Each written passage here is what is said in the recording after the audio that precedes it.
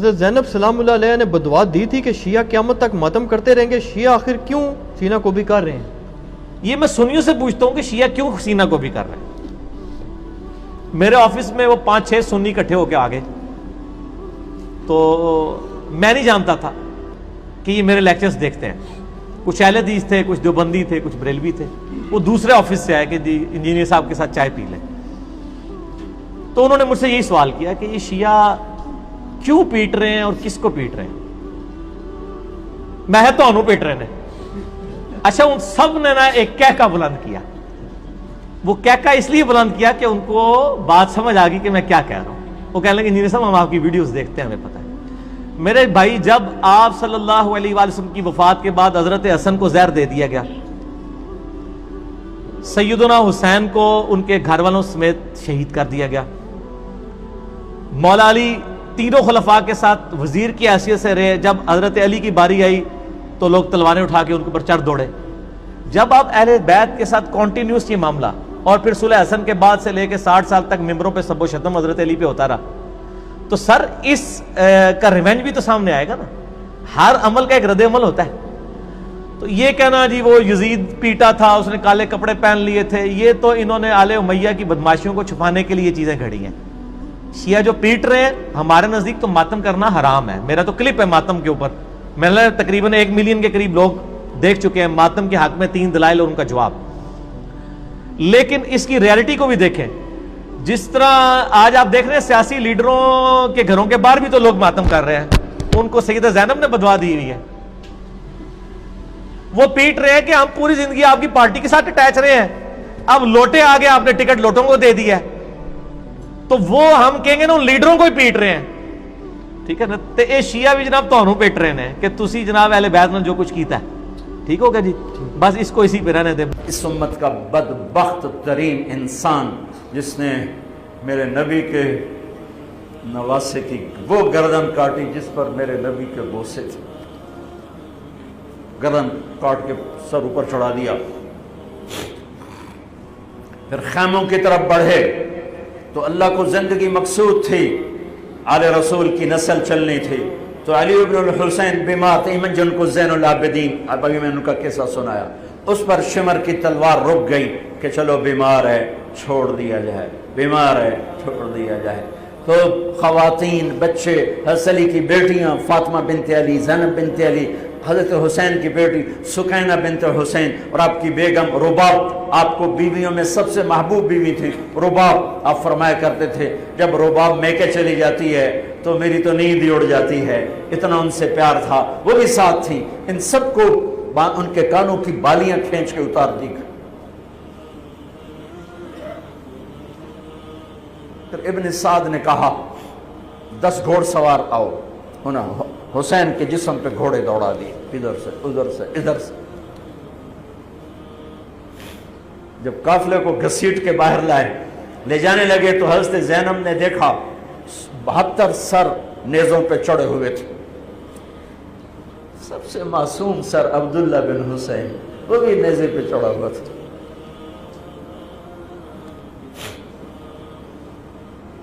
ہم نے کربلا کو افسانہ بنا دیا، یہ کمائی کا ذریعہ بنا لیا. یہ ایک پیغام ہے طبقات امت کے لیے، مت ضمیر بیچو، مت ضمیر بیچو. ٹکڑے ٹکڑے بدن. تو حضرت زینب کی زبان سے چند الفاظ نکلے جنہوں نے، آپ حیران ہوں گے، کوفی لشکر والے رونے لگے جو ابھی قتل کر رہے تھے، ان کی آنکھوں میں آنسو آ گئے. وا محمدا وا محمدا.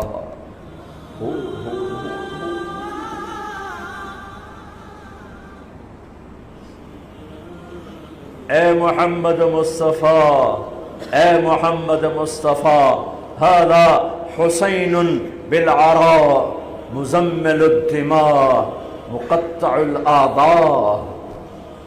وا محمدا وا محمدا، اے محمد مصطفیٰ، اے محمد مصطفیٰ، بناتک السبایا ذریتک مقتلہ تصفی علیہا الریاح.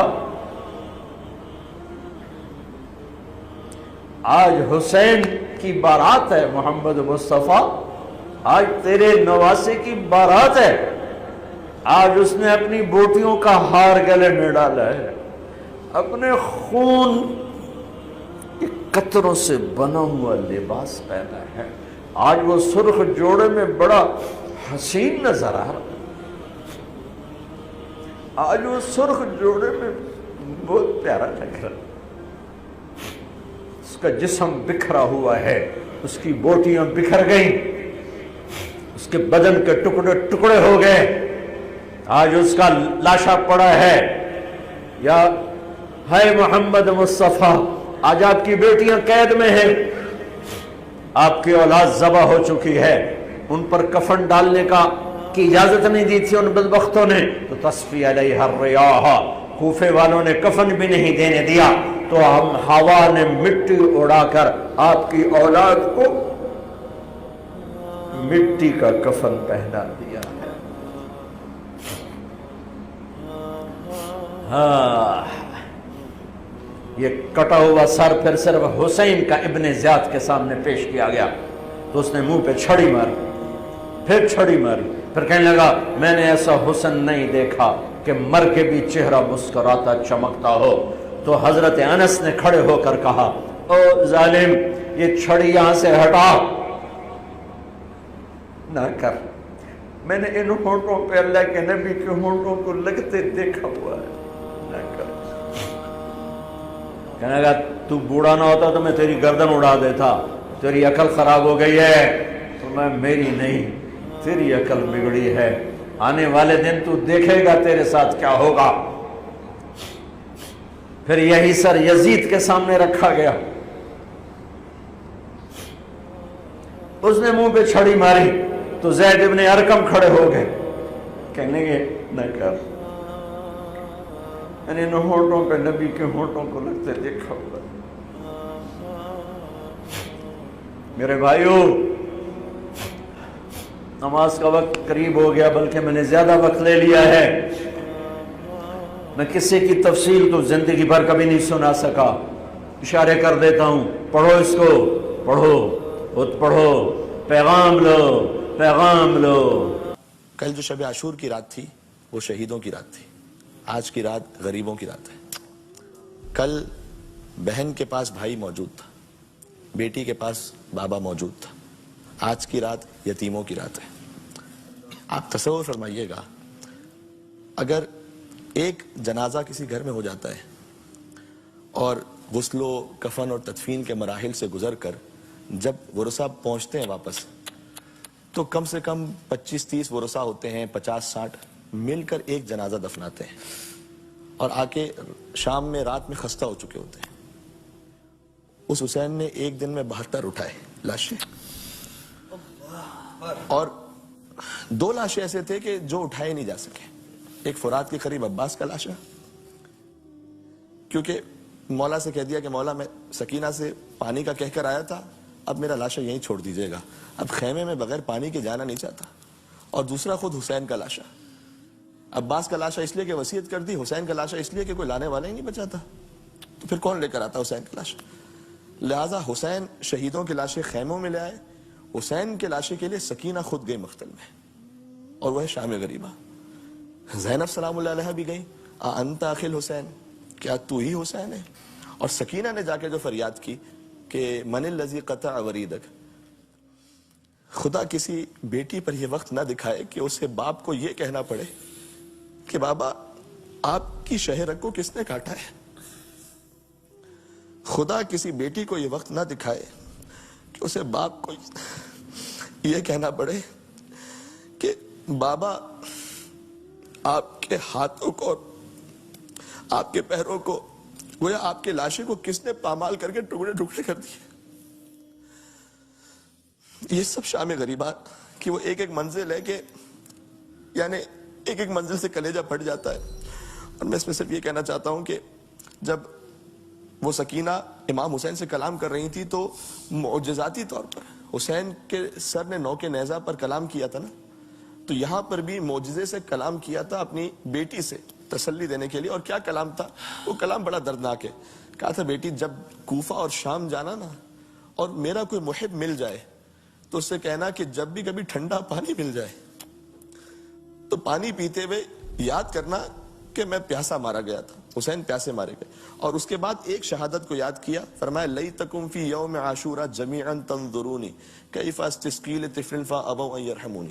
اور میرے محبوں سے کہنا کہ اے کاش تم کربلا میں ہوتے تو تم دیکھتے کہ تمہارا مولا کیسے 6 مہینے کے بچے کے لیے پانی مانگ رہا تھا اور کوئی پانی پلانے والا نہیں تھا اور ہرملہ کا تیر چلا اور بچہ حسین کے ہاتھوں میں منقلب ہو گیا.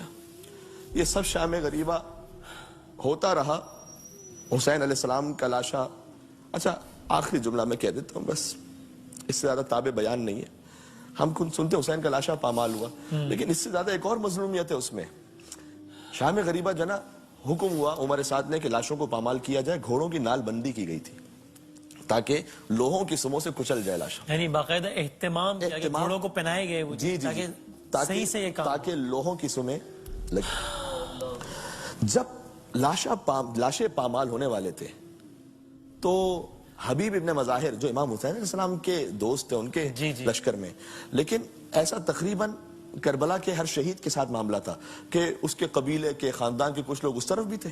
صحیح ہے. تو حبیب کا قبیلہ آ گیا، کہا دیکھو اب ہم حبیب کا لاشا نہیں پامال ہونے دیں گے. بے شک ہمارا اختلاف تھا، جو بھی ہمارے قبیلے مار دیا لاش کی حرمت نہیں ہونے دیں گے. اچھا لے گئے. عمر سعد نے کہا لے جاؤ حبیب کا لاشا لے جاؤ. ہر وہ تو تھے ہی یزید کے لشکر میں، پھر بعد میں امام حسین علیہ السلام کے لشکر میں، تو ان کے طرفدار بھی آ گئے. ہر کے طرفدار بھی آ گئے. ہم ہر کا لاشا نہیں پامال ہونے دیں گے، لے جاؤ. پامال نہیں ہوا. ایک ایک شہید کا وارث آتا گیا اور اپنے اپنے شہیدوں کے لاشوں کو لے جاتا گیا. ایک بہن در خیمہ سے دیکھ رہی تھی کہ کوئی میرے بھائی کا بھی تو وارث آئے گا نا، کوئی تو آئے گا جو آگے کہے گا کہ یہ ایک سید کا لاشا ہے، یہ ایک مظلوم کا لاشا ہے، یہ رسول کے نواسے کا لاشا ہے، یہ جگر گوشہ بطول کا لاشا. کوئی تو ہوگا 30,000 کے لشکر میں جو یہ کہے گا کہ تم نے حسین کو 3 دن کا بھوکا پیاسا مار دیا، لیکن اب میں یہ نہیں برداشت کر سکتا کہ تم گھوڑوں کی ٹاپوں کو حسین کے سینے سے کچل کر پامال کر دو لاشا. میں یہ نہیں کر سکتا. ایک لاشا رہ گیا جس کا اٹھانے والا کوئی نہیں تھا، یہ غربت حسین ابن علی. اور دائیں طرف کے گھوڑے بائیں طرف دوڑ گئے، بائیں طرف کے گھوڑے دائیں طرف. شبیر تھا پامالی کی ضد پر. تو گھوڑوں کی ٹاپوں تلے حسین کا لاشا پامال ہوتا رہا. اب میں تو چشم تصور سے یہ سوچ ہی سکتا ہوں کہ شہزادی نے تو یقیناً مدینے کا رخ کر کے کہا ہوگا نا السلام علیکم یا رسول اللہ. نانا آپ کے سینے پر حسین، اپنے سینے پر آپ حسین کو سلاتے تھے اور آج آپ کا حسین ہے اور گھوڑوں کی ٹاپوں تلے پامال ہو رہا ہے. اللہ سبحانہ و تعالیٰ سے بس یہ دعا ہے کہ اس ذکر امام حسین کے صدقے میں، ان آنسوؤں کے صدقے میں قلب رسول اللہ صلی اللہ علیہ وآلہ وسلم کو ہم سے راضی و خوشنود فرمائے اور ہمیں سیرت و سنت امام حسین علیہ السلام پر عمل کرنے کی توفیق عنایت فرمائے. قلب حسین علیہ السلام کو ہم سے راضی و خوشنود فرمائے. اور اے پروردگار تو کوئی غم عطا نہ فرما سوائے غم امام حسین علیہ السلام کے. اور انسانیت کو آج اتنی ضرورت ہے امام حسین السلام کے پیغام کی، اتنی کبھی بھی نہیں تھی. انشاءاللہ پیغام امام حسین علیہ السلام عام ہو، حق کا پیغام. ایک یہ بھی جملہ کہنا چاہوں گا کہ ایک بچی بھی تھی جس کے دامن میں آگ لگی ہوئی تھی. اب شام غریبہ کی کتنی داستانیں پیش کرے انسان. ایک داستان اٹھاتے ہیں، دوسری داستان پہ جاتے ہیں، کہتے ہیں اس سے بڑا ظلم کیا ہوگا.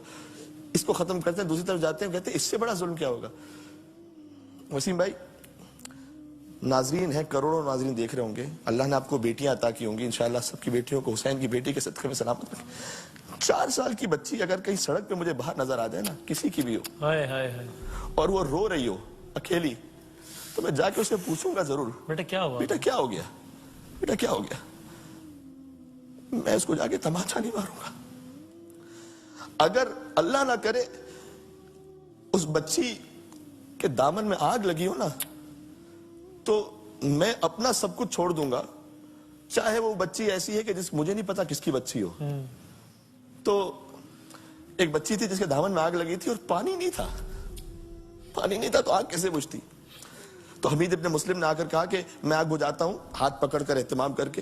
تو فوراً پیچھے ہٹ گئی بچی. کہا میں آل محمد سے تعلق رکھتی ہوں، کوئی نامحرم میرے جسم کو ہاتھ نہیں لگا سکتا. اللہ رے شریعت کا خیال، شریعت کا خیال ان تمام مصائب میں. تو اس نے کہا نہیں بی بی میں فقط دامن پکڑ کے آنکھ بجھا دوں گا. جب اس نے آنکھ بجھا دی تو بی بی نے ایک بات کہی, کہا کہ تو پہلا شخص ہے جو کچھ تھوڑا رحم دل لگ رہا ہے, اب تک تو جو بھی آیا سکینہ کو تماچے مارنے والا آیا تھا, تو مہربانی کر دے کہ کوفہ کا راستہ مجھے بتا دے. تو نے کہا کوفہ جا کے کیا کرو گی؟ کہا کوفہ میں میرے دادا علی مرتضیٰ مشکل کشا رہتے ہیں, تو میں ان سے کہوں گی کہ دادا آپ نے جب آپ کوفہ میں تھے تو آپ یتیموں کو پالتے تھے, جب علی کی شہادت ہوئی تھی تو کوفہ کے چھوٹے چھوٹے یتیم بچے آ گئے تھے, کیونکہ طبیب نے کہا تھا کہ مولا علی کو کہ دودھ پلایا جائے, تو وہ کہہ رہے تھے کہ اے مولا حسن آپ ہمارے حصے کا دودھ دے دیں علی کو. جس